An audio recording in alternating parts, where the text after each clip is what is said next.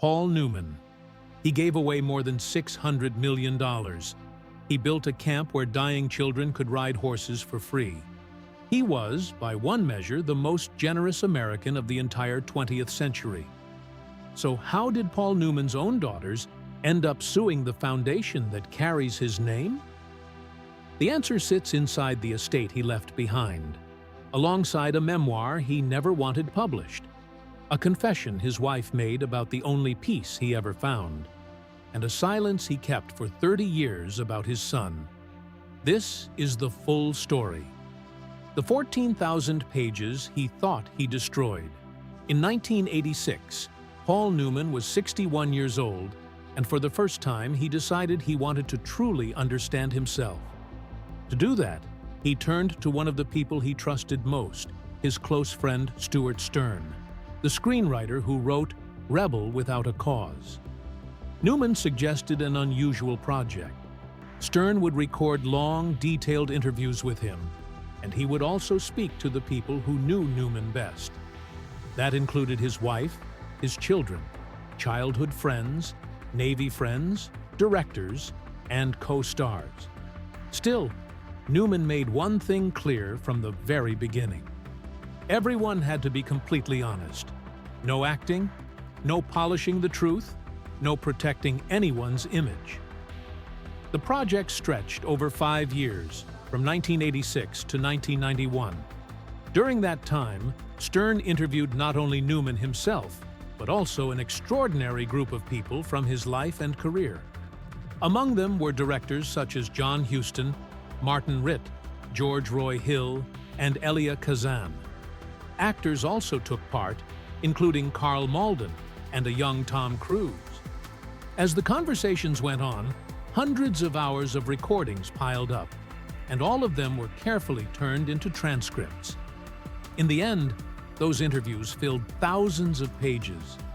Then, something changed. At some point, Newman stepped away from the project. Maybe he lost interest. Maybe he lost courage. Maybe he felt he had already uncovered what he needed. Whatever the reason, he never finished the book. Later, in the 1990s, he burned the tapes. What he either did not know or simply did not consider was that the transcripts had survived. They were boxed up, forgotten, and left behind. Stuart Stern died in 2015 without ever seeing the project published. Newman himself had already died years earlier, on September 26, 2008, at the age of 83, from lung cancer, at his home in Westport. And for a long time, that seemed to be the end of it. Then the story opened again. Emily Wachtel, who was working on a documentary about Paul Newman and Joanne Woodward, began searching through storage.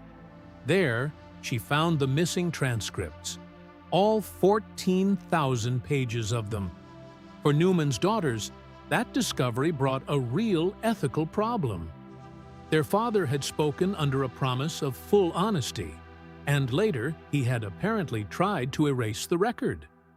So, did they have the right to bring those words into the world? There was no way to ask him. On top of that, the material was not a finished manuscript. It was a huge, shapeless mass of voices, memories, and painful truths. Some of what it revealed about the family had never even been spoken aloud within the family itself. Even so, the daughters read through it, debated what to do, and eventually came to a decision. They believed that what their father had said about himself and what others had said about him deserved to be heard. That decision led to The Extraordinary Life of an Ordinary Man, edited by David Rosenthal and published by Knopf on October 18, 2022, 14 years after Newman's death. The book does not feel like a standard memoir.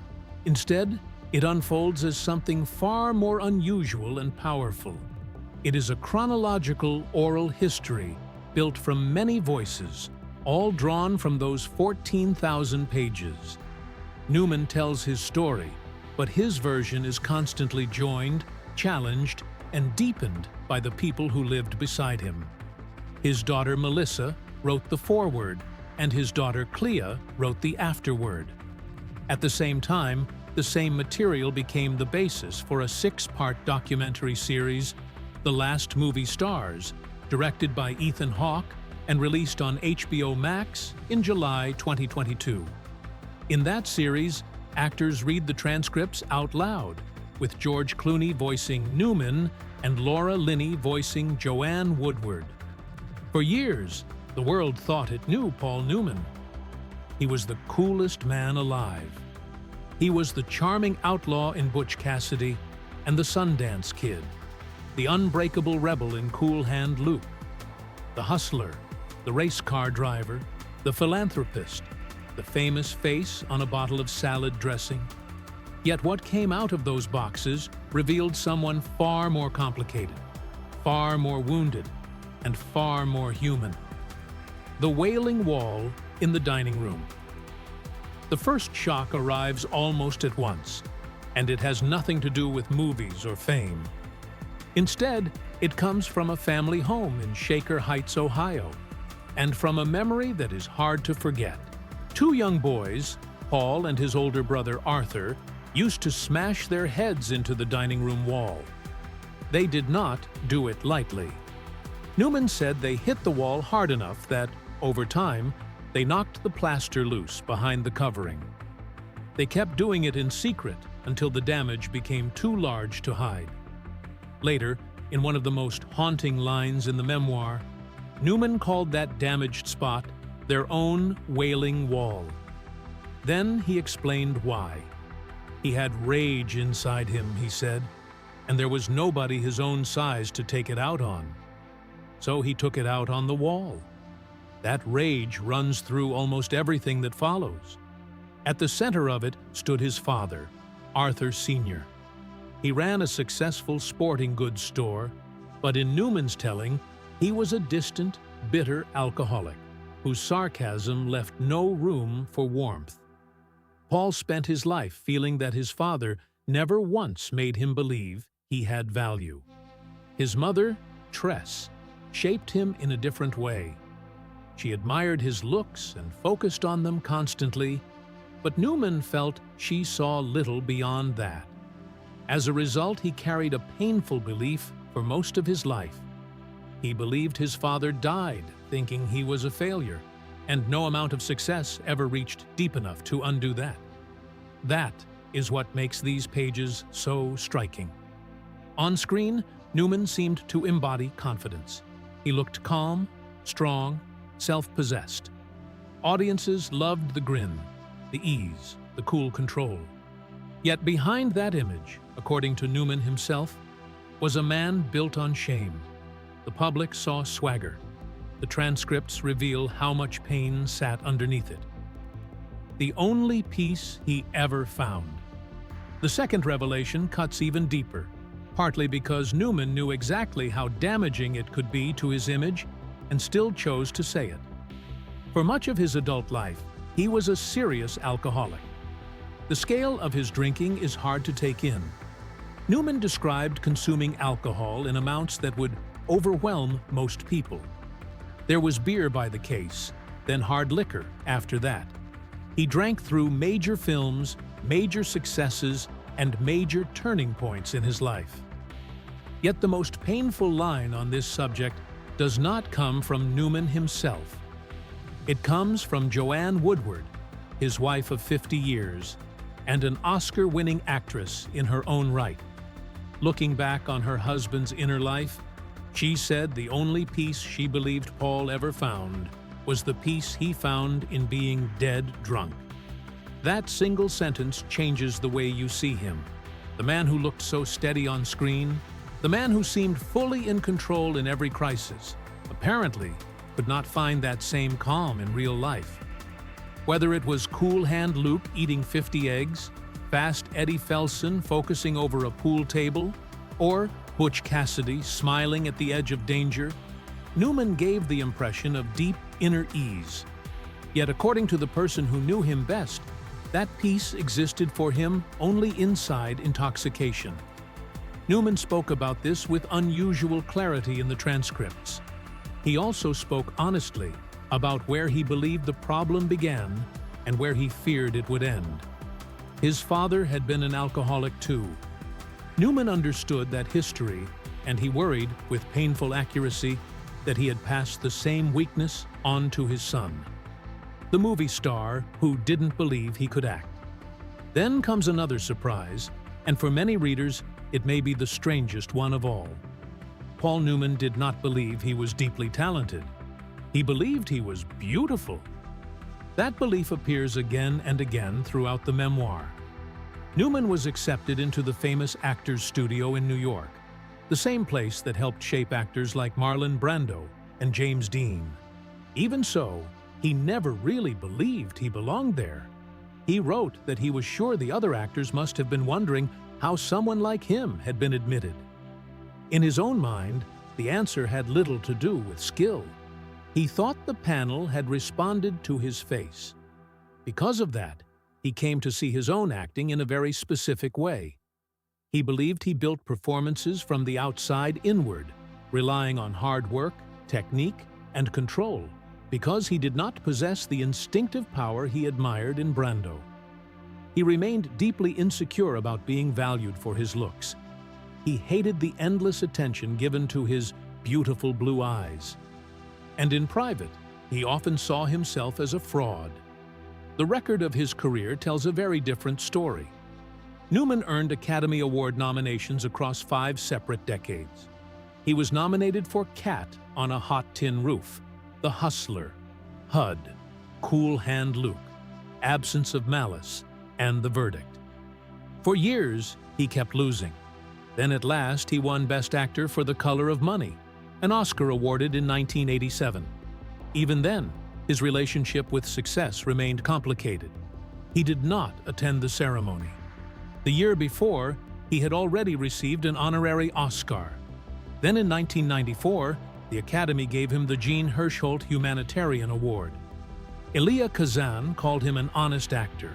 Newman, however, never fully accepted that judgment, even while reading praise for his work. Jackie, the first wife, and the guilt he couldn't put down. The transcripts also refuse to protect Newman when the subject turns to his personal conduct. Some of the hardest material in the memoir centers on the family he left behind. In 1949, long before he became a star, Newman married Jacqueline Witt, known as Jackie. Together they had 3 children. Their son Scott was born in 1950, and later came daughters Susan and Stephanie. Then, in 1953, Newman was cast in the Broadway production of William Inge's Picnic. A young actress from Georgia was cast in it too. Her name was Joanne Woodward. At the time, Newman was still married, yet what began during that period did not remain contained. In 1958, he divorced Jackie Witt, and that same year, he married Woodward in Las Vegas. What makes this section powerful is that Newman does not hide from it. In the transcripts, he speaks openly about his infidelity and about the larger pattern in his life. He describes himself as someone who longed for closeness, yet kept running from it. He saw himself as distant, full of self-hatred, and unable to be fully present for the people who needed him most. The guilt he carried over Jackie and the children from that first marriage never really lifted.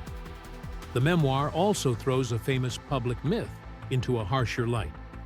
For years, Newman was linked to one of the best-known quotes about marital faithfulness in Hollywood, the line about why he would not stray from Joanne Woodward. "Why go out for hamburger when you have steak at home?" That remark became part of the legend of their marriage, a symbol of lasting devotion in an industry known for instability. Yet the transcripts make that legend far more complicated, and they do it using Newman's own words. Chuttered. The heaviest part of the entire story is the section about Scott Newman, Paul's only son. In these pages, a father's grief becomes almost unbearable. Scott inherited the vulnerability Newman had feared for years. He struggled with alcohol and drugs and moved in and out of treatment. Then, on November 20th, 1978, Scott Newman died from an accidental overdose involving alcohol and prescription medication. He was only 28 years old. Newman's description of that day is devastating because it is filled with blame directed at himself. When he received the news, he did not go home. Instead, he forced himself to keep a professional commitment that had already been scheduled rather than face his son's body. Later, according to the family therapist quoted in the memoir, Newman never discussed Scott's death with his daughters at all. Because of that silence, even his own children did not understand how deeply he was suffering. He carried the grief by himself, and he carried it quietly for 3 decades. Still, the pain did lead him toward something meaningful. In 1980, he founded the Scott Newman Center, a program focused on drug abuse prevention and education, in the hope that another family might be spared the same loss. Clea Newman Soderlund, who wrote the afterword to the memoir, offers the most generous way of seeing the whole project. She suggests that the tapes captured her father at a key moment of reckoning, a moment when he was trying to face himself with greater honesty than ever before. At the same time, she also reminds readers that he continued to grow in the last quarter of his life. He became more present. He gave more of himself to others. And in that later chapter, he found real joy in giving back. The watch that vanished for 33 years. Not everything that surfaced from the Newman world carried pain with it. Some discoveries felt almost unbelievable. For years, the vintage watch world was haunted by one question. Back in the 1980s, Italian collectors started using the name Paul Newman Daytona for a rare version of the Rolex Cosmograph Daytona. This model had a strange Art Deco-style exotic dial, and Rolex had once seen it as nearly impossible to sell. Still, Paul Newman wore one so often that the nickname stayed. In time, that name changed everything. A watch that had once failed in the market became the most desired vintage Rolex in the world. Only about 2,000 to 3,000 of those exotic dials were ever made. That led to the question everyone kept asking. As auctioneer Oral Bax later said, it was the subject that came up at collectors' dinners again and again. Where was Paul Newman's own Paul Newman? By the middle of the 1980s, he had stopped wearing it, and no one knew what had happened to it. The answer turned out to be much closer than anyone expected. It had remained inside the family's own circle the whole time. Joanne Woodward had given Newman the watch, a Rolex Daytona reference 6239, when he began motor racing. She was deeply afraid he would die on the track. On the back of the case, she had 3 words engraved, words that later became legendary in the watch world: "Drive carefully, me." Newman wore that watch constantly, both in public and in private, for years. Then in 1984, Woodward bought him another one, and Newman passed the old watch to James Cox, who was dating his daughter Nell. At that moment, the watch was worth around $200. Cox kept it for 33 years. Then, in 2017, he consigned it to Phillips in New York. On October 26, 2017, during the Winning Icons sale, more than 400 people filled the auction room. Bidding opened at $1 million, and before the commission bid had even finished being read, someone suddenly jumped straight to $10 million. 12 minutes later, the hammer came down at $15.5 million. After the buyer's premium, the final price reached $17,752,500. At that moment, it became the most expensive wristwatch ever sold at auction, crushing the earlier record of $11 million. The buyer remained anonymous. A meaningful share of that money went to charity, including the Nell Newman Foundation and Newman's own foundation. A watch once worth $200 had become one of the most valuable objects in collecting history, simply because it had lived on Paul Newman's wrist. Drive slowly, Joanne. The estate held a second watch, And this one also carried a message from a wife who feared for her husband's safety. In 1983, as the couple celebrated their 25th anniversary, Woodward gave Newman another Rolex. This time it was a Rolex Oyster Cosmograph Daytona reference 6263, the black-dialed Big Red. On the back, she had another warning engraved, "Drive slowly, Joanne." That gift in 1983 also explains what happened next, because it was this newer watch that freed up the original 6239 for Newman to hand to James Cox the following year. Newman wore the Big Red longer than any other watch he owned. He was photographed in it more than in any other watch as well. For roughly 25 years, from 1983 until 2008, it stayed with him. In his usual way, he kept the chronograph pushers unscrewed so he could time things whenever he wanted. That included races, of course, but also moments at home, like timing his daughter Clea's horseback riding at the house in Westport. Then, shortly before his death in 2008, he gave the watch to Clea. She kept it for 13 years. On December 12, 2020, Clea Newman Soderlund consigned it to Phillips's Racing Pulse auction in New York. The estimate was more than $1 million, yet it sold for $5,275,000, more than 5 times the low estimate. Clea later said the watch stood for something larger to her. It showed her mother's patience with her father's dangerous passion, and it carried the love that stayed between them for another 25 years. So there were 2 watches, both engraved by the same woman, both carrying the same hope that the same man would stay safe. Together, they brought in more than 23,300,000 objects from a house in Connecticut. Then something even more intimate happened. The house itself began to open. In June 2023, Sotheby's held a set of live and online auctions in New York under the title The World of Joanne Woodward and Paul Newman. More than 300 separate items were offered, most of them coming from the couple's home in Connecticut. What appeared was more than an auction catalog. It felt like a record of a life.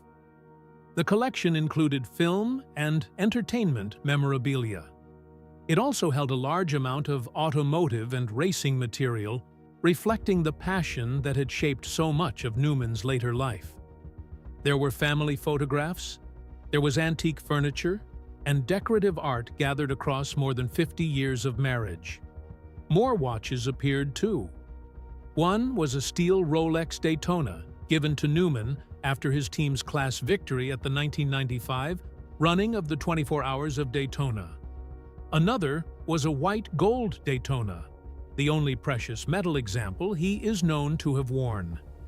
That one also carried another engraved warning from Woodward, and Newman wore it during his final laps at Lime Rock Park in August 2008, about a month before he died. What stands out most about the collection may be what was missing. There was no yacht. There was no trophy real estate empire. There was no vault full of jewels. Newman and Woodward had made a very different choice long ago. They did not want to raise their children in Los Angeles, so they bought an old house in Westport, Connecticut, and stayed there. The things that came to auction were the possessions of 2 people who had lived, by the standards of their profession, lives that were almost strangely normal. That very quality made collectors want them even more. And that racing side of Newman deserves special attention because it remains one of the least known and most extraordinary parts of his life. He did not begin motor racing until he was 47, after training for the 1969 film Winning, yet he became genuinely skilled. He won multiple Sports Car Club of America national championships. In 1979, he finished second overall at the 24 Hours of Le Mans. Then, in 1995, at the age of 70, he became part of a winning team in a major sanctioned race, an achievement that earned recognition as a record for age. The most famous movie star of his generation spent his 60s and 70s racing at real speed against professionals. and he did it seriously. The salad dressing that gave away $600 million. The most astonishing thing connected to the Newman estate is not a physical object at all. It is a business idea that should have failed, and a number so large it is hard to take in. In 1980, Newman and his friend A.E. Hotchner began making homemade salad dressing in Newman's basement. They poured it into old wine bottles and gave it to neighbors. People loved it. So in 1982, they turned it into a company. Then Newman made a decision that shocked even his own lawyers. Every bit of the after-tax profit would go to charity. Not part of it. All of it. Always.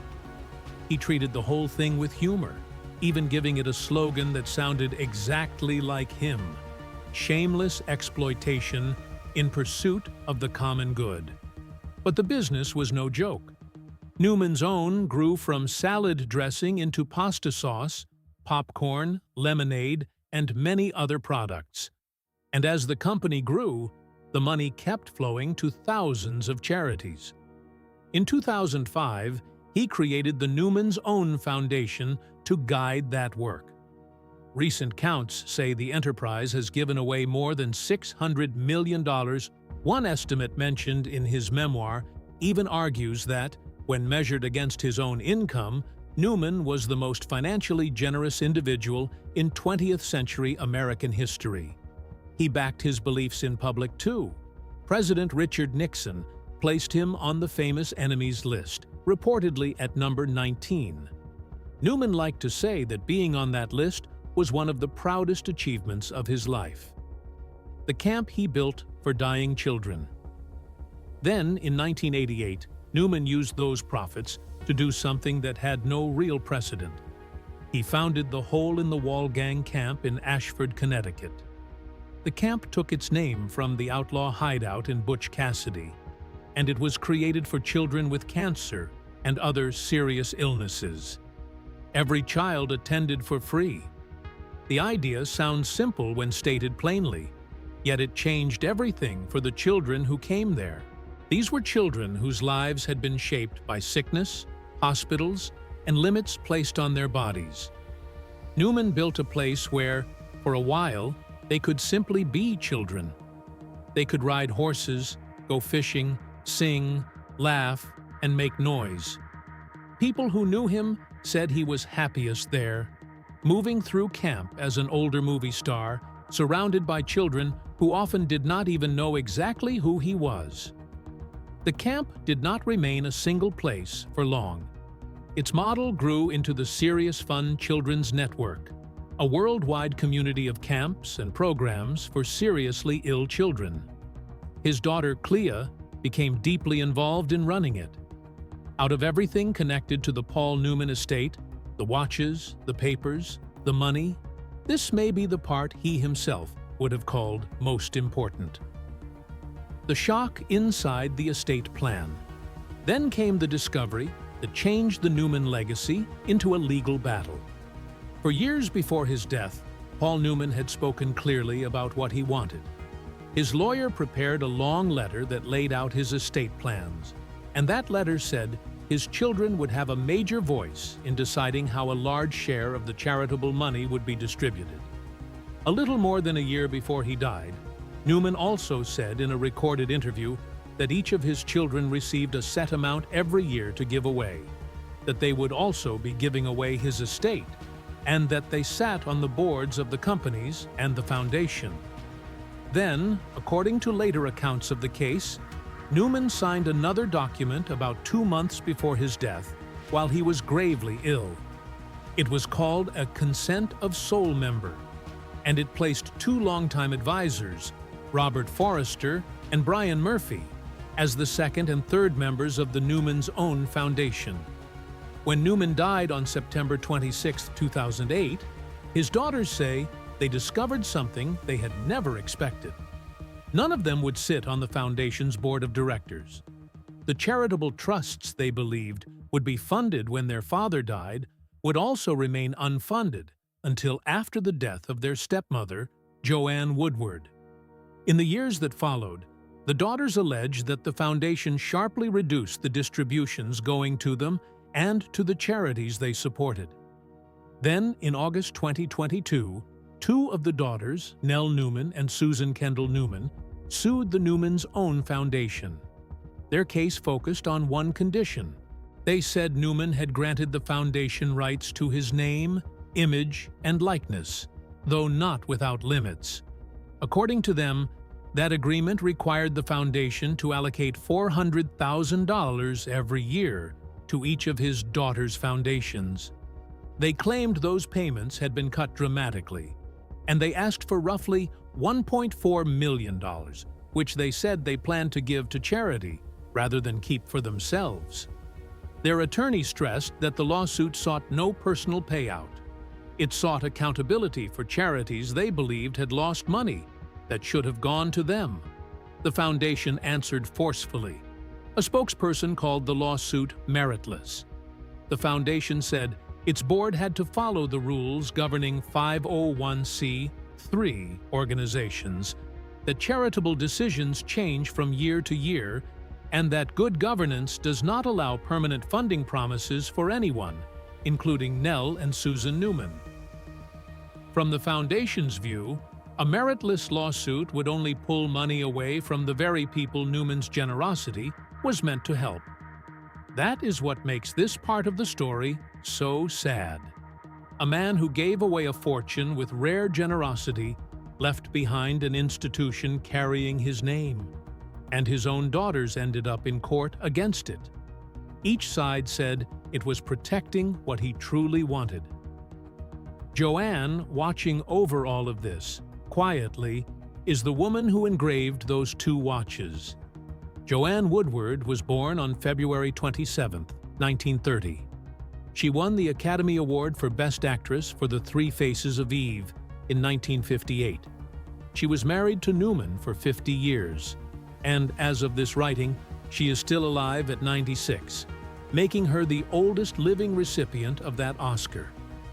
In 2007, at the age of 77, she was diagnosed with Alzheimer's disease, reportedly only days before her husband learned of his own terminal illness. After that, she withdrew from public life. Her last public appearance came in 2013, and she has lived under care in the Connecticut home where she and Newman raised their daughters. There is something deeply painful in the way these facts now sit together. The memoir that exposed Newman's alcoholism, insecurity, infidelity, and grief was published in 2022. It was assembled from material found in the basement of the house, where his widow still lives, even though she now remembers little of it. When Ethan Hawke made The Last Movie Stars, he said the family especially wanted the documentary completed, while Woodward was still alive to see it.